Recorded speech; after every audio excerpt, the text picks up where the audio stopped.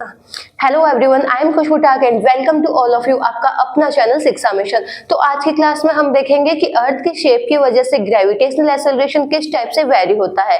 Previous lecture में हमने देखा था कि अर्थ की सरफेस से अगर हम हाइट पे जाए या फिर अर्थ की सरफेस से अगर डेप्थ में जाए तो ग्रेविटेशनल एक्सेलरेशन किस टाइप से वेरी होता है।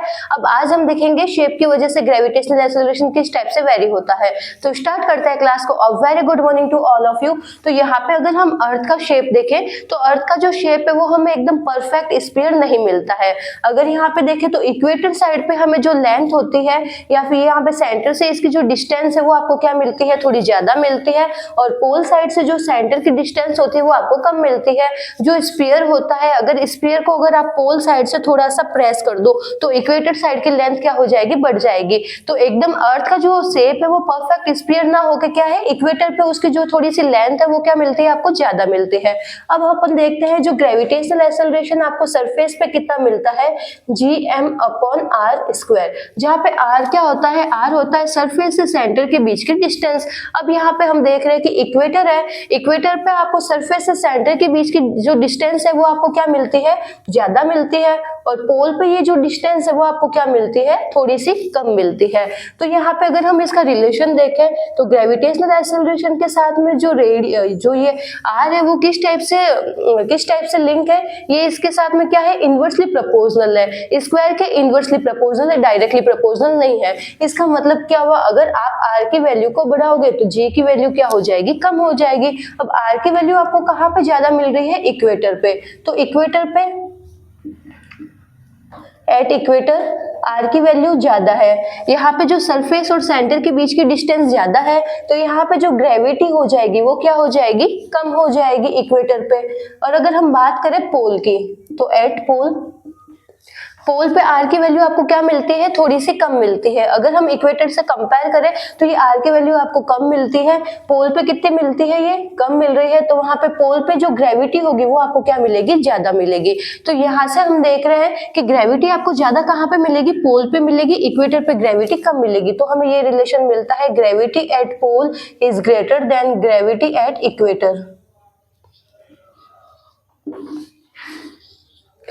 पोल पे ग्रेविटी ज्यादा होती है, इक्वेटर पे ग्रेविटी कम होती है, ये चीज ट्रू है। लेकिन अगर जब हमने इसको कैलकुलेशन और एक्सपेरिमेंट दोनों से जब हमें देखा तो यहाँ पे हमें ज्यादा इसमें डिफरेंस नहीं मिला कि यहाँ पे जो पोल पे जो ग्रेविटी तो ज्यादा है, लेकिन इसका जो रीजन है वो रीजन है, इसका परफेक्ट रीजन ये नहीं है कि जो पोल पे इसकी रेडियस क्या है, कम है, इस वजह से यहाँ पे ग्रेविटी ज्यादा है। एक्सपेरिमेंटली एंड कैलकुलेशन दोनों के जो रिजल्ट है उसमें काफी हमें वेरिएशन मिला। तो ये इसका परफेक्ट रीजन नहीं है कि इसकी जो डिस्टेंस है वो आपको पोल पे कम मिलती है, इस वजह से वहां पे ग्रेविटी ज्यादा है। तो दूसरा हम रीजन देखते हैं कि जो अर्थ है, अर्थ क्या करती है, रोटेट करती है, अपनी एक्सिस पे रोटेट करती है। रोटेशन को वो कितने में कंप्लीट करती है, 24 आवर में वो एक रोटेशन को कंप्लीट करती है। तो क्या रोटेशन की वजह से जो ग्रेविटी है वो चेंज हुई होगी। तो अब देखते हैं कि रोटेशन की वजह से जो ग्रेविटी है किस टाइप से इफेक्ट कर रही है। जिसको यहाँ तक नोट डाउन करना है नोट डाउन कर लो। फिर हम देखेंगे कि अर्थ है वो अपनी एक्सिस पे क्या कर रही है, रोटेट कर रही है। अब रोटेशन की वजह से जो ग्रेविटी है वो किस टाइप से वेरी हो रही है। ये रिलेशन सही है कि जो पोल है, पोल पे आपको ग्रेविटेशनल एक्सेलरेशन ज्यादा मिलता है, लेकिन इसका परफेक्ट रीजन ये नहीं है कि पोल की डिस्टेंस सेंटर से क्या है, कम है, इस वजह से आपको वहां पे ग्रेविटी ज्यादा मिल रही है। अब इसका रीजन क्या है, जो अर्थ है वो अपने एक्सिस पे रोटेट कर रही है, उस टाइप से वो किस टाइप से इस रिलेशन को वेरी कर रही है, तो वो हम देखेंगे। जिसको यहाँ तक नोट डाउन करना नोट डाउन कर लो। अर्थ की शेप की वजह से जो ग्रेविटी है वो पोल पे ज्यादा मिलती है, इक्वेटर पे कम मिलती है। लेकिन ये इसका एक परफेक्ट रीजन नहीं है कि सिर्फ अर्थ की शेप की वजह से ही ग्रेविटी यहाँ पे क्या हो रही है, वेरी हो रही है। तो हम देखते हैं कि अर्थ है वो अपनी एक्सिस पे क्या कर रही है, रोटेट कर रही है। अगर कोई भी ऑब्जेक्ट अगर रोटेशनल मोशन में होता है तो उस पर क्या एक्ट करता है, सेंट्रीफ्यूगल फोर्स एक्ट करेगा। तो यहाँ पे जो अर्थ है, अर्थ की सरफेस, इक्वेटर, पोल सब जगह पे क्या रहेगा, सेंट्रीफ्यूगल फोर्स एक्ट करेगा। अब अगर हम यहाँ पे देखें, यहाँ पे कोई एक ऑब्जेक्ट है, अगर यहाँ पे कोई एक पर्सन है तो वो क्या कर रहा है, अर्थ अपने एक्सिस पे क्या कर रही है, रोटेट कर रही है, तो वो भी क्या कर रहा है, रोटेट कर रहा है। और अगर वो बॉडी अगर रोटेशनल मोशन में है तो उस पे क्या एक्ट करता है, सेंट्रीफ्यूगल फोर्स एक्ट करेगा। तो यहाँ पे जो ये पर्सन है इक्वेटर पे, उस पे एक्ट करेगा सेंट्रीफ्यूगल फोर्स, और सेंट्रीफ्यूगल फोर्स लगेगा बाहर की तरफ mr²। और इक्वेटर पे जो पर्सन है उसका जो वेट है, वेट एक्ट करेगा टुवर्ड द सेंटर, तो सेंटर की तरफ यहाँ पे क्या करेगा, इसका वेट एक्ट करेगा mg।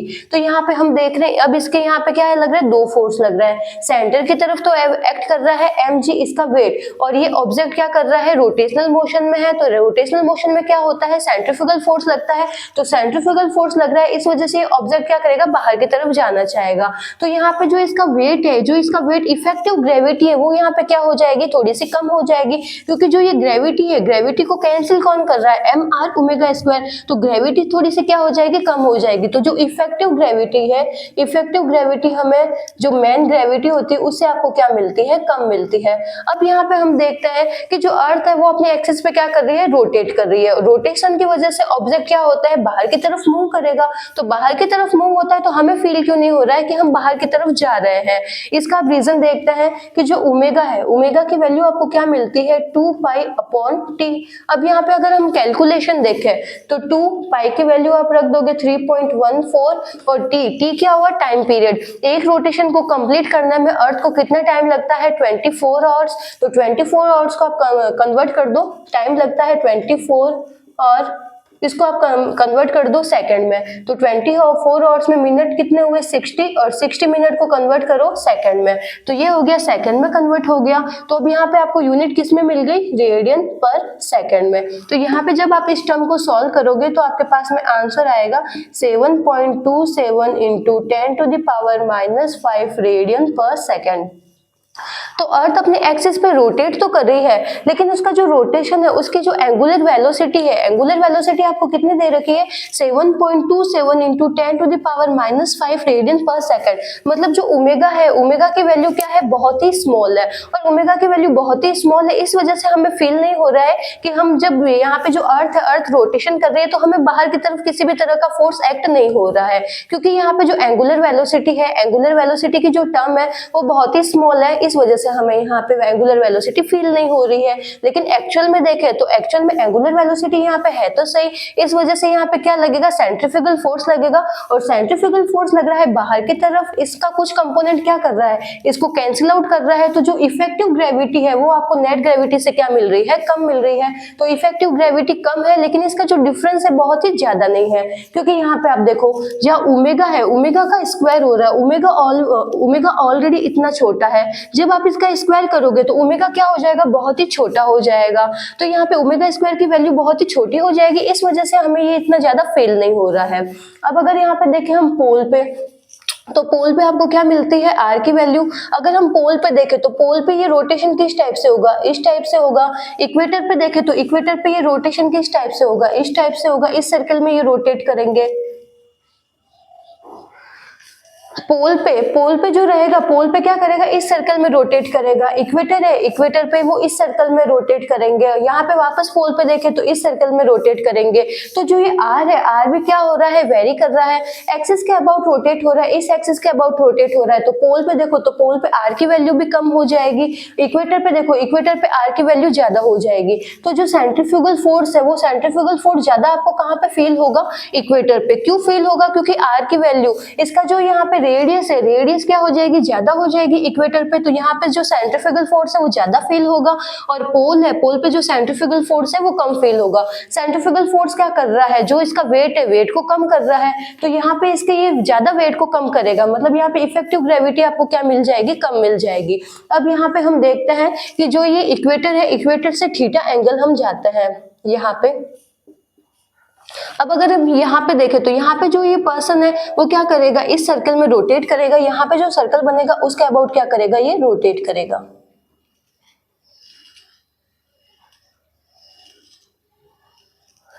अब जो ये पर्सन है, तो अब इस पर्सन का जो वेट है, वेट एक्ट क्या करेगा, टुवर्ड द सेंटर। तो इसका वेट एक्ट कर रहा है mg टुवर्ड द सेंटर। अब ये पर्सन पे क्या लग रहा है, अर्थ क्या कर रही है, अपनी एक्सिस पे रोटेट कर रही है, तो इस पे एक्ट करेगा सेंट्रीफ्यूगल फोर्स। तो सेंट्रीफ्यूगल फोर्स लगेगा आउटवर्ड डायरेक्शन में, तो mr ओमेगा स्क्वायर, इस टाइप में सेंट्रीफ्यूगल फोर्स लग रहा है। अब यहाँ पे हम दोनों फोर्स को देखें, यहाँ पे ये एंगल बन रहा है थीटा। अगर इस फोर्स को हम आगे बढ़ाए तो अगर ये एंगल थीटा है तो ये एंगल भी आपको क्या मिलेगा, थीटा। तो दोनों के बीच में जो एंगल बन रहा है वो कितना बन रहा है, 180 माइनस थीटा।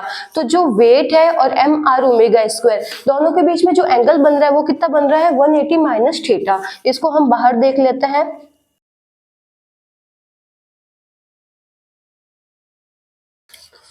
अब यहाँ पे अगर हम इस पॉइंट पे देखें, यहाँ पे थीटा एंगल पे, इक्वेटर से थीटा एंगल पे देखें तो यहाँ पे ये पे जो पर्सन है उस पे दो तरह के फोर्स एक्ट करेंगे। एक तो वेट एक्ट करेगा mg टूवर्ड द सेंटर और एक इस पे एक्ट करेगा सेंट्रीफ्यूगल फोर्स। सेंट्रीफ्यूगल फोर्स क्या लगेगा, बाहर की डायरेक्शन में लगेगा। अब दोनों ही फोर्स के बीच में एंगल देखें तो 180 माइनस थीटा। तो यहाँ पे जब हम इसका रिजल्टेंट निकालेंगे तो रिजल्टेंट हमें क्या मिलेगा, इन दोनों का रिजल्टेंट कुछ इस टाइप से मिलेगा। अब यहाँ पे हम देखें जो वेट है, वेट हमें क्या मिल रहा है, एम आर ओमेगा स्क्वायर से ज्यादा मिलेगा।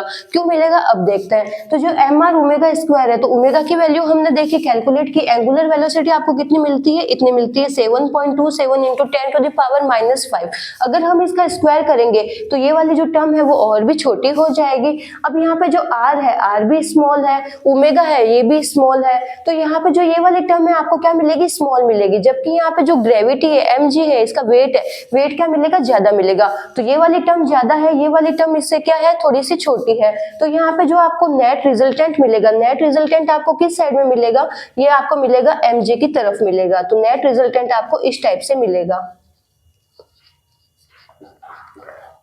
तो जो इफेक्टिव वेट है वो आपको क्या मिलेगा, mg की तरफ मिलेगा। तो अगर हम देखें जो इफेक्टिव जो वेट होता है वो टुवर्ड द सेंटर नहीं होता है, वो क्या होता है, सेंटर से थोड़ा सा डिफ्लेक्ट हो जाता है। क्यों हो जाता है, क्योंकि अर्थ अपने एक्सिस पे क्या कर रही है, रोटेट भी कर रही है, और उस रोटेशन की वजह से जो वेट होता है एकदम परफेक्ट सेंटर पे ना लग के क्या होता है, सेंटर से थोड़ा सा डिफ्लेक्ट हो जाता है। तो इफेक्टिव ग्रेविटी जो लगती है वो कहाँ लगती है, टुवर्ड द सेंटर ना लग के सेंटर से थोड़ा सा डिफ्लेक्ट हो जाती है। तो इस टाइप से आपको यहाँ पे ये मिलेगा mg इफेक्टिव।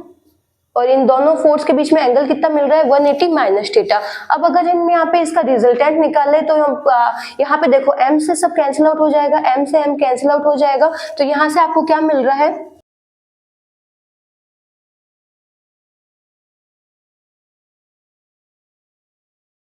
तो जो G इफेक्टिव है वो आपको सम मिल रहा है G का और R ओमेगा स्क्वायर। तो यहाँ पे हम सम करेंगे और एंगल कितना बन रहा है दोनों के बीच में, 180 माइनस थीटा।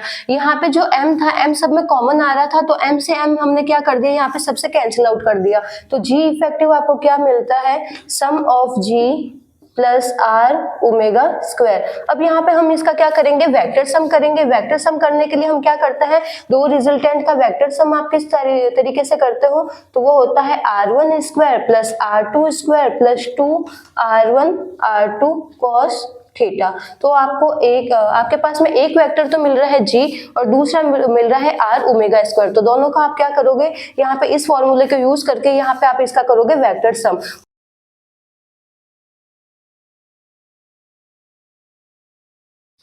तो यहाँ पे हमने क्या किया, इसका वेक्टर सम किया है, तो ये हमें मिल रहा है g square plus r square omega 4 plus 2gr omega square cos 180 minus theta. अब यहाँ पे आप देखो ओमेगा की वैल्यू है वो आपको ऑलरेडी स्मॉल मिल रही है। अब जब हम इसका 4 टाइम्स करेंगे तो ये वैल्यू बहुत ही स्मॉल हो जाएगी। तो यहाँ पे हम इसको क्या कर देंगे, नेगलेक्ट कर देंगे। तो ये वाली टर्म यहाँ पे हो गई नेगलेक्ट, तो ये वाली टर्म यहाँ पे नेगलेक्ट। तो यहाँ हमारे पास में ये टर्म बची है कॉस 180 माइनस थीटा। ये आपको क्या मिल रहा है, सेकंड क्वाड्रेंट में मिल रहा है, और सेकंड क्वाड्रेंट में जो कॉस की वैल्यू होती है वो क्या होती है, माइनस होती है। तो कॉस 180 माइनस थीटा आपको क्या मिला, minus cos theta. Cos 180 minus theta क्या मिला, माइनस कॉस थीटा। तो यहाँ पे हम इसको सॉल्व करेंगे, यहाँ पे लिखेंगे माइनस कॉस थीटा और यहाँ से इसको कैलकुलेट करता है। अब देख रहे हैं जो जी स्क्वायर है, जी स्क्वायर यहाँ से हम क्या लेंगे, कॉमन ले लेंगे। कॉमन ले लेंगे जी स्क्वायर का, जब हम रूट लेंगे तो आपको बाहर क्या मिल जाएगा, जी मिल जाएगा। तो हम इसको आगे सॉल्व कर रहे हैं।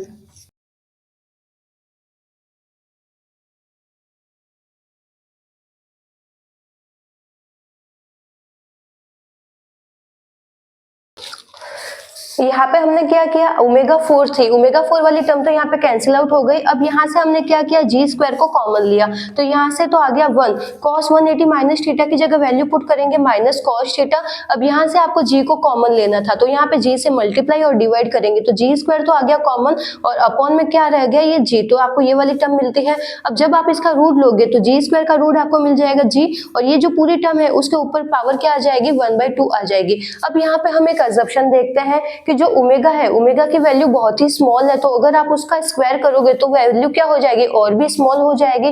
कॉस थीटा है, कॉस थीटा की वैल्यू आपको क्या मिलती है, 1 मिलती है। अगर कॉस थीटा की अगर आप मैक्सिमम वैल्यू भी देख रहे हो तो वो आपको मिलती है 1। तो यहाँ पे कॉस थीटा की वैल्यू भी क्या है, बहुत ही स्मॉल है। जब आप उसको जी से डिवाइड करोगे तो ये वैल्यू और भी स्मॉल हो जाएगी। तो यहाँ पे हम क्या करेंगे, इस टर्म को यहाँ पे नेग्लेक्ट करेंगे। तो अगर ये वाली टर्म आपको बहुत ही छोटी मिल रही है तो यहाँ पे एक अजम्पशन लगाएंगे, इसको आगे हम सॉल्व करेंगे तो यहाँ से आपको नेट ग्रेविटी मिल जाएगी, इफेक्टिव ग्रेविटी। यहाँ पे हम इसको क्या कर रहे हैं, यहाँ पे ये जो डायग्राम है इसको इरेज कर रहे हैं।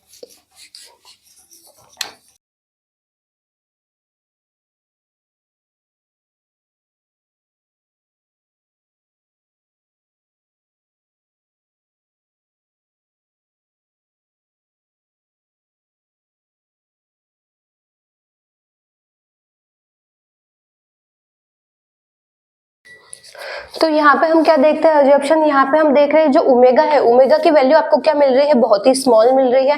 जब आप उसका स्क्वायर करोगे तो ये वैल्यू क्या हो जाएगी, और भी स्मॉल हो जाएगी। कॉस थीटा की आपको मैक्सिमम वैल्यू भी क्या मिलती है, 1 मिलती है।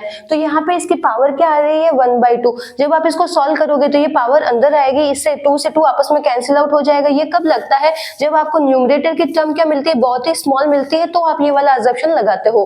तो 2 से 2 यहाँ पे कैंसिल आउट हो जाएगा। तो जी इफेक्टिव आपको क्या मिल रहा है, जी को आप अंदर मल्टीप्लाई कर दोगे, g minus r omega square cos theta, यहाँ पे जी से जी आपस में कैंसिल आउट हो जाएगा। तो जो इफेक्टिव ग्रेविटी है आपको ये वाली ग्रेविटी मिलती है। अब यहाँ पे जो आर है, आर क्या है कि यहाँ पे जो ये इक्वेटर, यहाँ पे जो लैटिट्यूड है, यहाँ पे जो ये पर्सन है वो कौन से सर्कल में यहाँ पे क्या कर रहा है, रोटेट कर रहा है। तो आर की वैल्यू क्या हो जाएगी, हर जगह क्या करेगी, वेरी करेगी। तो यहाँ पे हम इसका रिलेशन देखते हैं। यहाँ पे जो आर है वो क्या है, इस सर्कल, यहाँ पे जो ये सर्कल बन रहा है उस सर्कल की रेडियस है। अगर हम देखें पोल पे, तो पोल पे आर की वैल्यू डिक्रीज हो जाएगी और मैक्सिमम आपको कहाँ मिलेगी, इक्वेटर पे मिलेगी। अगर यहाँ पे देखें तो आर की वैल्यू आपको ये मिलती है कि इस सर्कल की रेडियस कितनी है। अब अगर ये एंगल थीटा है तो ये वाला एंगल भी कितना हो जाएगा, थीटा। और यहाँ से अगर पर्सन को अगर सेंटर से देखें तो ये आपको क्या मिल जाएगा, रेडियस ऑफ स्फीयर। तो यहाँ पे इसका हम रिलेशन अलग से देखते हैं।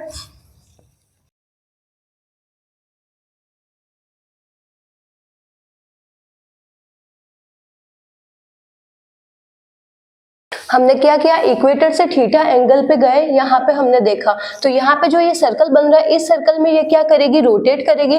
तो इसकी रेडियस आपको मिली स्मॉल आर। यहाँ पे जो ये स्फीयर है उसका आपको रेडियस कितना मिल रहा है, कैपिटल आर। अगर ये एंगल थीटा है तो ये वाला एंगल भी आपको क्या मिल जाएगा, थीटा मिल जाएगा। तो अगर यहाँ पे जो ये आर है इसके अगर हम कंपोनेंट ले लें तो ये वाला कंपोनेंट इसका क्या मिल जाएगा, ये वाला कंपोनेंट मिल जाएगा आर कॉस थीटा के बराबर। तो जो स्मॉल आर है, स्मॉल आर और कैपिटल आर में रिलेशन मिल रहा है आर कॉस थीटा। जो ये रेडियस है उसका आपने कंपोनेंट ले लिया, ये एंगल कितना बन रहा है, थीटा। तो ये वाला हो गया आर कॉस थीटा, और अगर ये देखें तो आर साइन थीटा। तो ये वाला कंपोनेंट आपको चाहिए, ये वाला किसके बराबर मिलेगा, स्मॉल आर के बराबर। रेडियस ऑफ सर्कल, इस सर्कल की रेडियस आपको मिल रही है स्मॉल आर, और ये अगर आप इसके साथ में लिंक करो तो ये कितना मिल जाएगा, आर कॉस थीटा। तो स्मॉल आर की जगह आप वैल्यू पुट करोगे आर कॉस थीटा, तो यहाँ पे हम वैल्यू पुट करेंगे आर कॉस थीटा।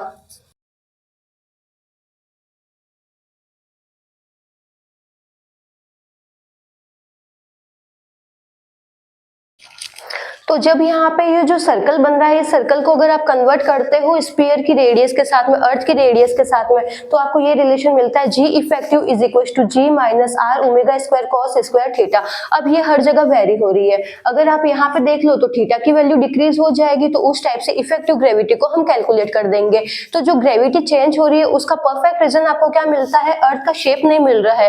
अर्थ का शेप तो है ही है, साथ में इसका क्या है, अर्थ अपने एक्सिस पे क्या कर रही है, रोटेट कर रही है। रोटेशन की वजह से वहां पे सेंट्रीफ्यूगल फोर्स आ रहा है, ओमेगा की कुछ वैल्यू आ रही है, और वो टर्म इसमें से क्या हो रही है, डिक्रीज हो, उसमें से क्या हो रही है, सब्सट्रैक्ट हो रही है। इस वजह से आपको ये इफेक्टिव ग्रेविटी ये मिल रही है। अब हम देखते हैं कि इक्वेटर पे आपको कितनी मिलती है, पोल पे कितनी मिलती है। तो अगर इक्वेटर पे देखो तो इक्वेटर पे थीटा की वैल्यू क्या हो जाएगी, 0, और पोल पे थीटा की वैल्यू क्या हो जाएगी, 90। तो इस फॉर्मूला में वैल्यू को पुट करते हैं।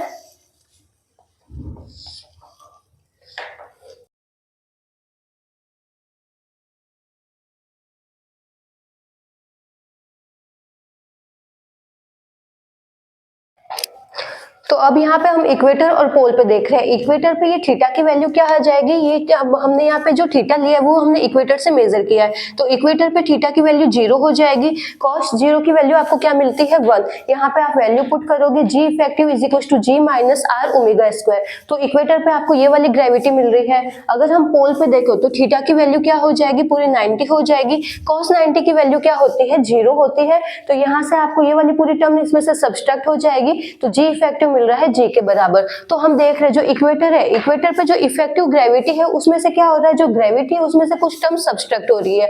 तो इक्वेटर पे ग्रेविटी आपको कम मिलती है, पोल पे आपको ग्रेविटी ज्यादा मिलती है। इसका दो रीजन है। इसका दो रीजन क्या है, एक तो है अर्थ का शेप और दूसरा है कि अर्थ अपने एक्सिस पे क्या कर रही है, रोटेट कर रही है। तो रोटेशन की वजह से ये इस तरीके से जो इफेक्टिव ग्रेविटी है उसको क्या कर रही है, इफेक्ट कर रही है। तो जिसको यहाँ तक नोट डाउन करना नोट डाउन कर लो। नेक्स्ट क्लास में हम इस पे करेंगे न्यूमेरिकल क्वेश्चन। Thank you.